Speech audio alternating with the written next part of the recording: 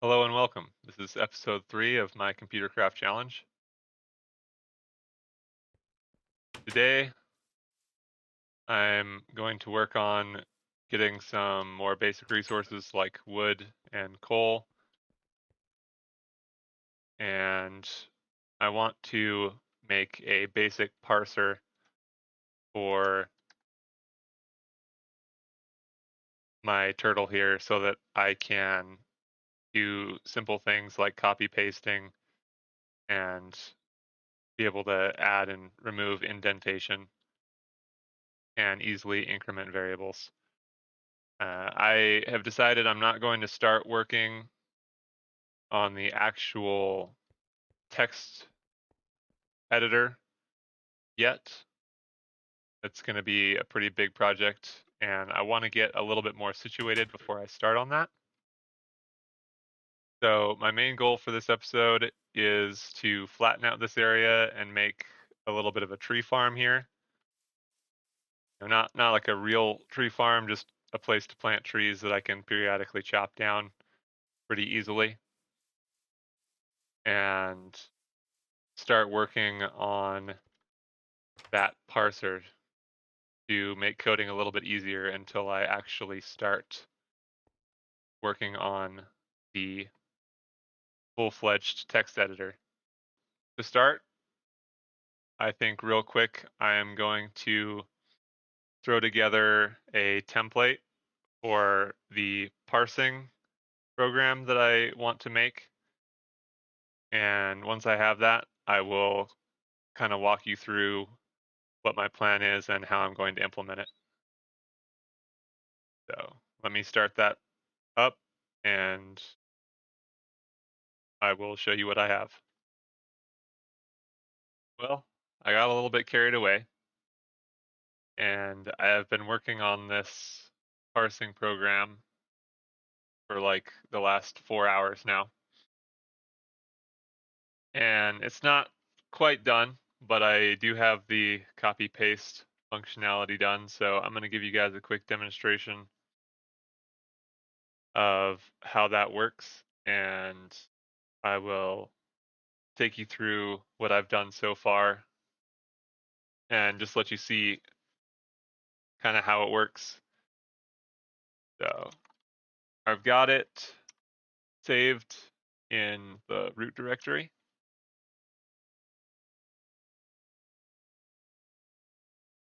So this first bit right here is just error checking to make sure that we have passed a proper file path to the parser. So if we do not pass a file path that exists, then it will kick it back. Or if we try to parse a directory, because obviously we can't parse a directory. Then let's come down here to the main program loop. I'll try to walk you through this real fast. So first we have this tabulate file function where I am passing the file path, and this function just returns a table with the data from the file. And we create a local variable for which line of the file that we are currently parsing. So while there are still lines to parse, we're going to check to see if there's a flag on that line. And if there is, we're going to increase the flag count and figure out which flag pattern is actually on that line. So there are currently 3 flag patterns that work. But if you look up here at the top, I've got a table here, this patterns table. These are all the patterns that I'm going to add to this parser, at least for now, that I know that I want to add. we have the CP start and CP end and the paste flags, which are the ones that work currently.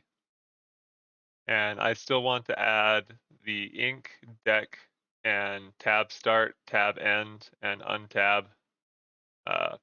Plus, obviously, I will need an untab end.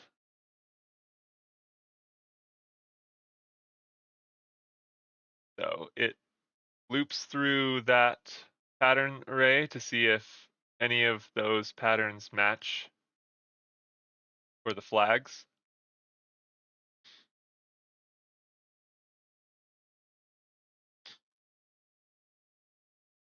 And if it does, then it will, this get pattern function will return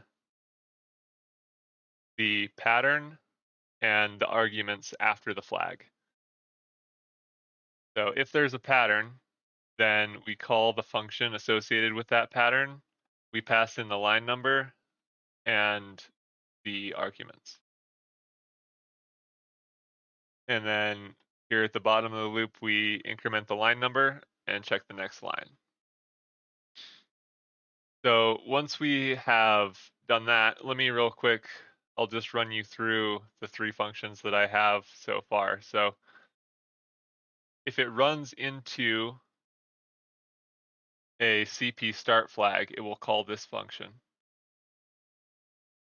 It will create a file that is a temporary clipboard file.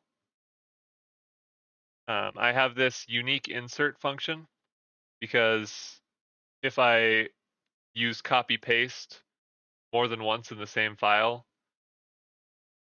I don't want it to insert that file name into my temporary files table more than once, because this temporary files table, I loop through it at the end of the program and delete all of the temporary files out of the table just to, clean up the storage on the computer. We don't need to be saving the clipboard files once we've finished using it. And then we open the clipboard file, and so this actually will save whatever the line number is for the flag.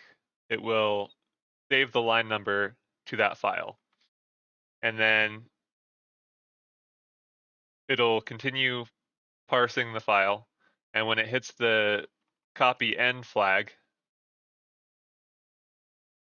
it will call this function, and it will look to see, make sure that there was a copy start flag. And if not, it will throw an error saying, you're missing your start flag.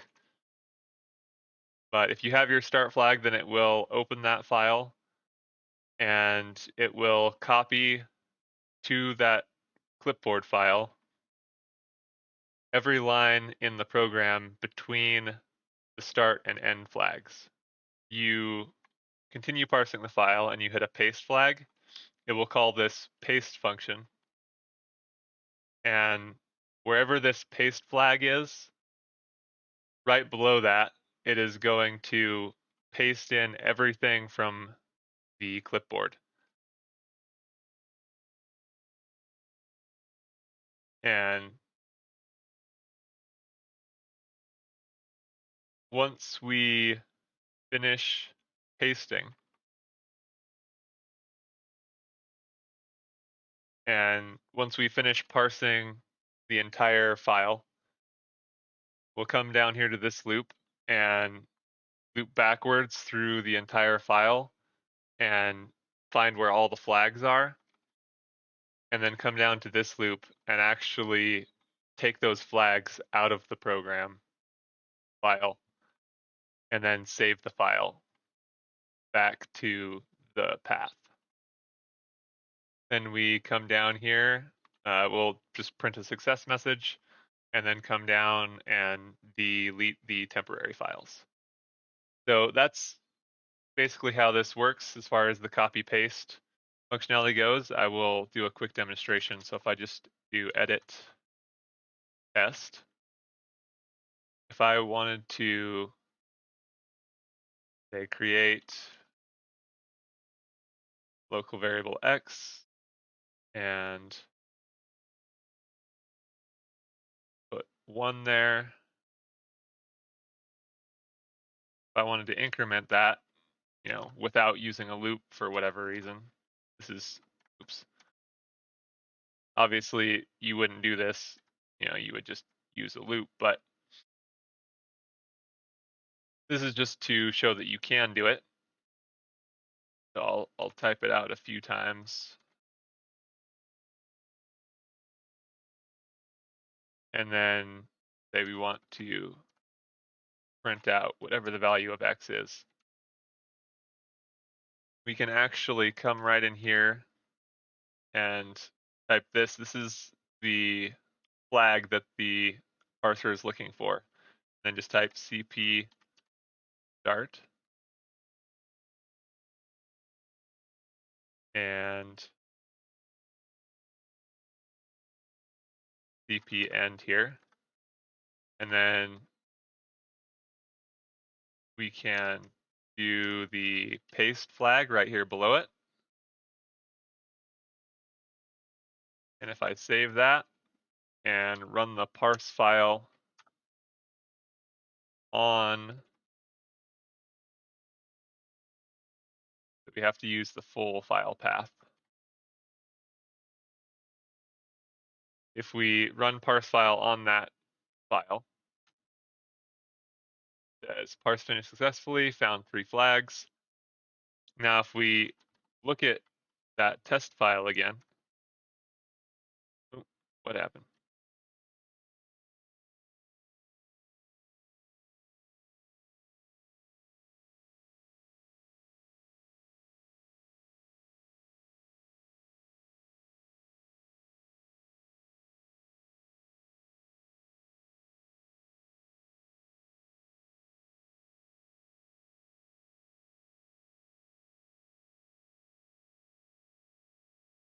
All right, it is not saving the file properly. Let me go figure out what I did wrong and I will be right back. All right, guys, I figured it out. I'm just a moron and didn't close the file handle after I saved the data back to the file. So I was just missing this line right here. Now that that's there, it should be working. Let's try this again.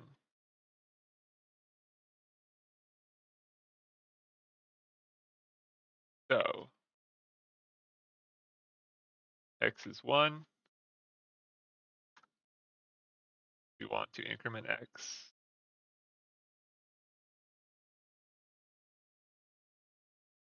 And the way this works, you can actually, I'll show you, we'll do cp start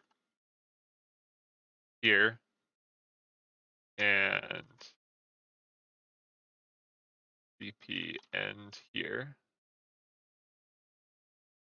And if we do paste, you can actually do more than one paste from the same clipboard.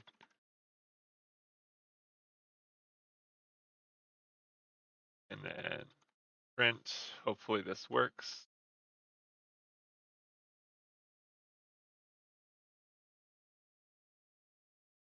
So right now, if we just run test, it just prints 2. Now, if we actually parse the file and do the copy pasting,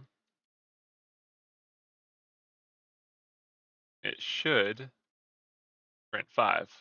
So you can actually see when we look at test, it actually did copy and paste each one of those. And there's also where, how I said you can pass arguments to the flag. So if I do CP start, I can do 1 here. And then I can do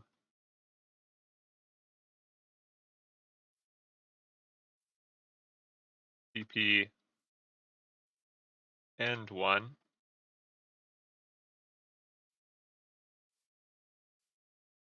And then if I do CP start 2, and I'll actually just do, I'll add an extra one here so you can see.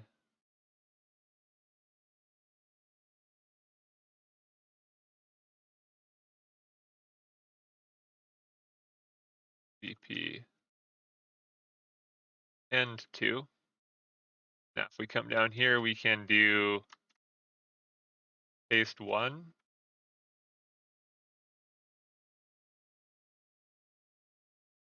And paste 2. This way you can actually copy and paste more than one section in a single pass of the parser. So if we parse this now,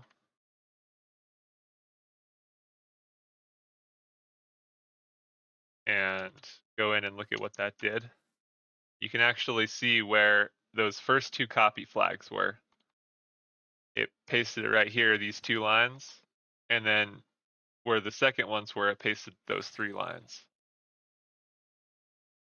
So that is working now just how I want it to, and we actually have the functionality and the ability to copy paste inside of our programs now, which should drastically help speed up my ability to actually write programs. Let's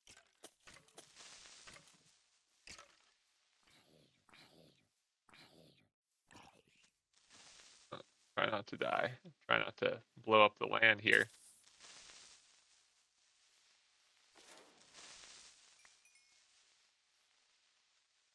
Also, while I was working on that, I killed a couple of zombies. I managed to get a carrot. Just because while I was working on it here, some zombies came to the door at night and started trying to knock it down, so I had to take care of them. But that is the parser function. I am now going to hopefully use that to my advantage now to write a little program that will flatten out this area here and make it so that we can start planting trees here and get a consistent source of wood. I'll probably flatten out like a, I don't know, like, what do you want, like a 30 by 30 area? How far is that? If I just have you go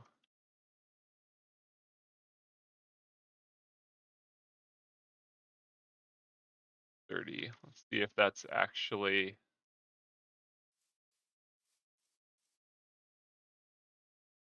probably going to be too much, honestly.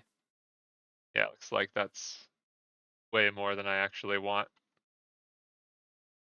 Oh, I actually have to terminate this because I'm using the old Go.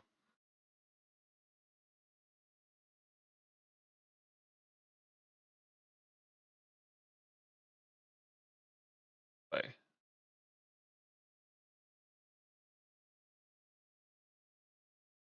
See how close we were though. We were off by more than 10 or so. No, that was only, what, 1, 2, 3 off?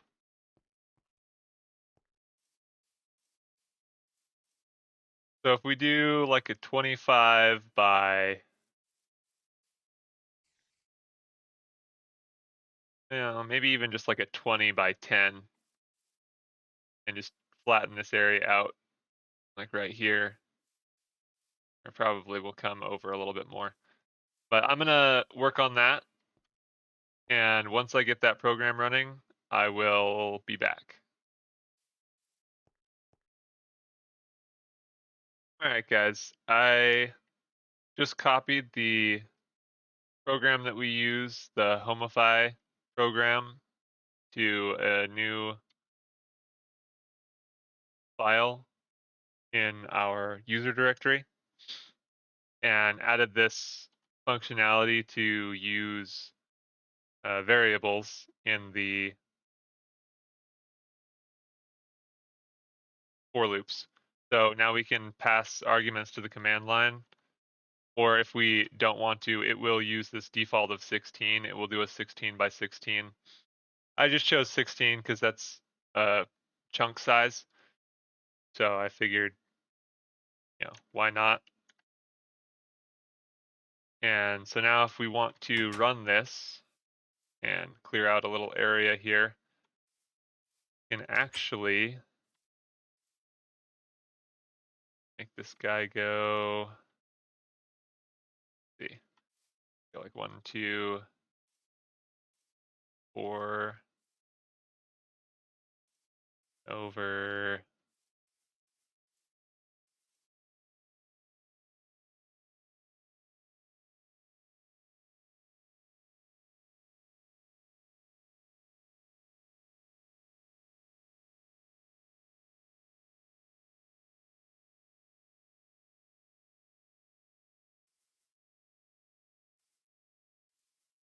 Actually, I want him over here. So if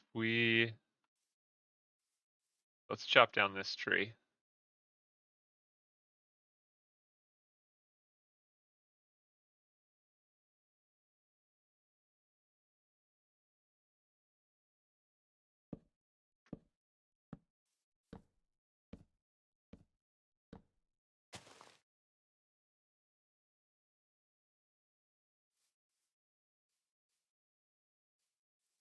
And we'll go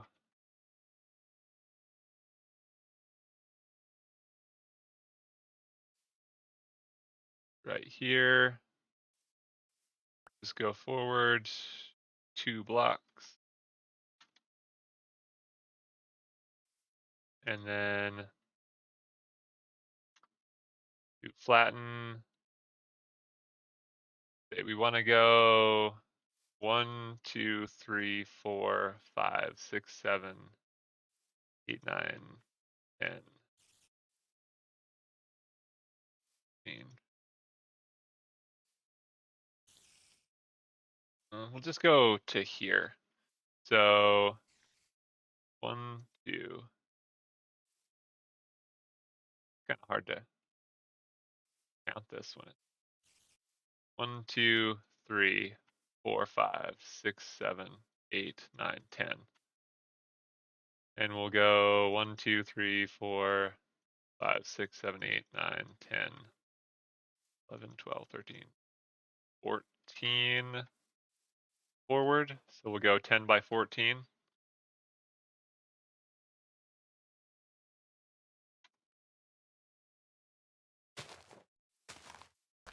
And he should have enough fuel to finish this.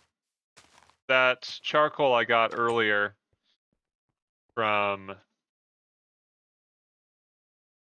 running and chopping down all those trees earlier. Like it's starting to get dark. I will lay down here real fast. I used most of it to refuel them. I saved 8 pieces here for the furnace so that when we get a bunch more wood, I can make more charcoal easily. But I did give him most of the charcoal for fuel. So he is up over 1,000 fuel at the moment. I can't check what he's at while he's running, but as soon as he's done, I will check. I'm gonna let him go ahead and finish clearing out this area, and then we'll be right back, and I will start. Oh, what happened?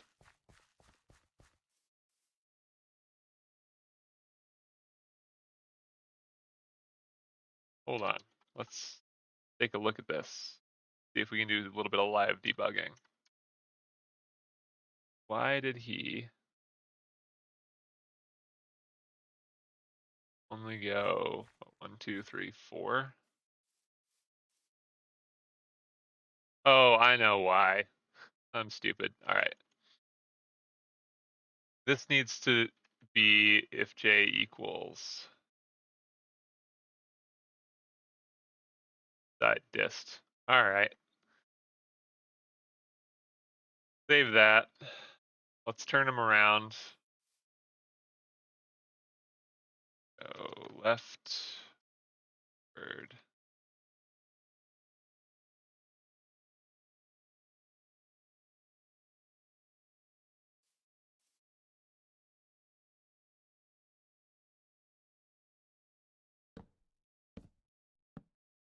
Go ahead and just cut this free and then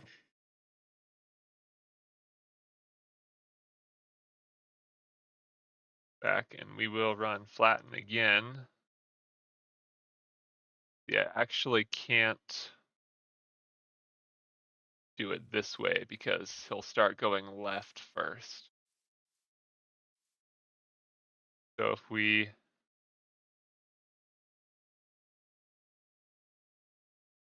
say go,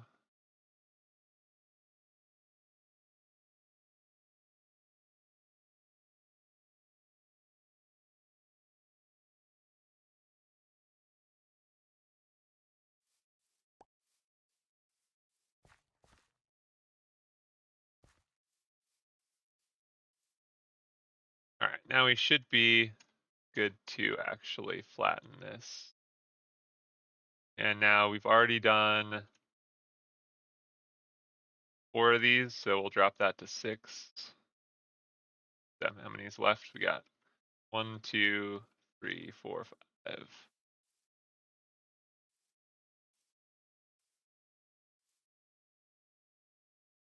Okay. I guess we could actually go a little bit more.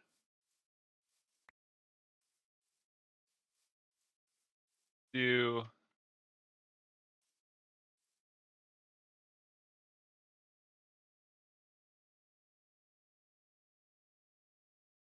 if we do 7,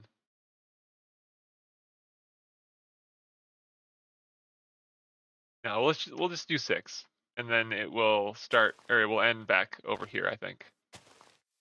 So I'm gonna let this run real fast, and we'll be right back. All right, guys, I got the area cleared out and some trees planted. So these should be growing up. This is all the oak saplings I have. I just wrote a short temporary program to get these trees planted. In fact, I can show you real fast. This is not going to be the permanent one. This is just what I wrote. Very similar to the flatten program, just that instead of digging it, oh, they're already starting to grow up. Instead of digging, it will go a few blocks and then place a sapling down, turn, move 3 forward, do another row. So gonna wait for all these trees to grow up, and we will be set on wood for a while. That is gonna do it for this episode, though. So in the next episode, I haven't really decided what we're gonna do yet, but it will probably either be finalizing this tree farm or starting to actually go down, try and find some resources to get us set up to actually start making more turtles and hopefully some advanced computers and turtles so that we can get started going on the actual text editor that I want to make. And not rely so much on just this one turtle. I want to be able to have, a turtle that's constantly going, getting us wood, and replanting the farm, and just keeping us consistently stocked with fuel and wood. And some other turtles to do some other things, and we're gonna build a whole sort of network of turtles. That is going to be the end of this episode, so thank you for watching, and hope to see you in the next one.